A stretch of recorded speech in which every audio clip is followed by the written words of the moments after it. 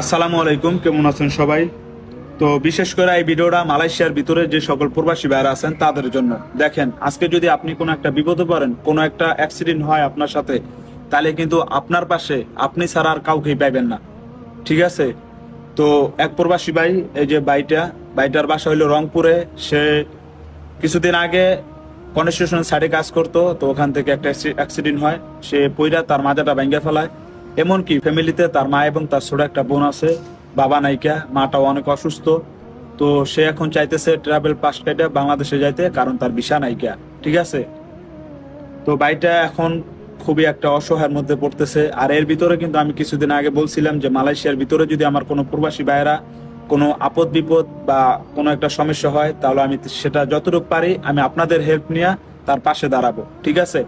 এইটাও বলছি যে আমরা মালয়েশিয়ার ভিতরে যে সকল প্রবাসী ভাইয়েরা আছি, তারাই শুধু এই কাজটা করব। বাইরের দেশে আমরা এটা টানবো না, যেহেতু মালয়েশিয়ার ভিতরে আছে। তো ভাইটা এখন অবস্থা তার পুরাই খারাপ। কিছুদিন ধরে আমার সাথে কন্ট্যাক্ট করতেছে, এমনকি বাংলাদেশ হাই কমিশনও সে ইমেল পাঠাইছে, কিন্তু তারা এইসব দেখে নাই। আমি এই জিনিস শুধু সে না, মালয়েশিয়ার ভিতরে যে সকল প্রবাসী ভাইয়েরা যে কোনো বিপদ আপদে পড়ে, এই সব তারা দেখে না।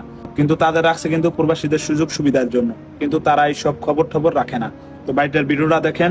আর বিশেষ করে এই ভিডিওতে আমি আমার টাসেনগন কিউআর এমনকি মে ব্যাংকের কিউআর দিয়ে দিব। আপনারা যে যতটুকু পারেন প্রবাসী ভাইয়ের পাশে দাঁড়ান। আসসালামু আলাইকুম। আমি মোহাম্মদ সোহানুর রহমান সুদীপ। আমার বাসা রংপুর বিভাগের লালমনিরহাট জেলা আদিতমারি থানায়। আমি কলিং ভিসাতে মালয়েশিয়াতে আসি। এক দালালের মাধ্যমে মালয়েশিয়াতে আসি। সেই দালাল এমনভাবে আমাকে ফাঁসাইছে যে আমি কিছু করতে পারিনি। 1 মাসে 13 দিন 14 দিন করে কাজ হইতো, এটা দিয়ে চলতাম। শেষ পর্যন্ত আমি আর ভিসা লাগাইতে পারিনি, আমি অবৈধ হয়ে যাই। গত কয়েক মাস আগে কাজ করতে যাই মাঝে গুরুতরভাবে একটা আঘাত পাই। আঘাত পাওয়ার কারণে সেখানে চিকিৎসা করার মতো অবস্থা আমার নাই। আমি উঠে দাঁড়াইলে বসতে পারি না, শুয়ে থাকলে উঠতে অনেক কষ্ট হয়ে যায় আমার।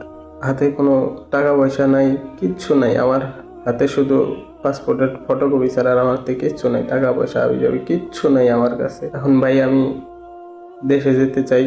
দেশবাসীর কাছে, আপনাদের কাছে অনুরোধ, আমাকে যেভাবে পারেন দেশে নিয়ে যান। ইমিগ্রেশনের অনেক চাপ, আমি কোনোভাবেই মালয়েশিয়ান জেলে যাইতে চাই না। অনেক চাপের মধ্যে আছে, আতঙ্কের মধ্যে আছি। আমার পক্ষে আর মালয়েশিয়াতে থাকা সম্ভব হচ্ছে না। অনেকজনের কাছে সাহায্য চাইছি।